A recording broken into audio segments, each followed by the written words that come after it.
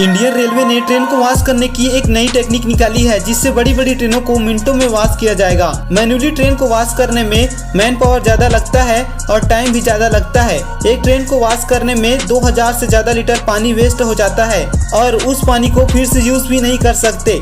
लेकिन भारतीय रेलवे ने इस समस्या को देखते हुए ऑटोमेटिक वॉश मशीन का प्लांट लगवाया है। जिस ट्रेन को वॉश करना होगा वो ट्रेन यहां से 5 किलोमीटर प्रति घंटे की रफ्तार से चलेगी, जिससे एक ट्रेन को वॉश करने में 7 मिनट का समय लगेगा। इस काम में जितना पानी यूज होगा उसमें से 80% पानी को रिसाइकल करके यूज किया जाएगा।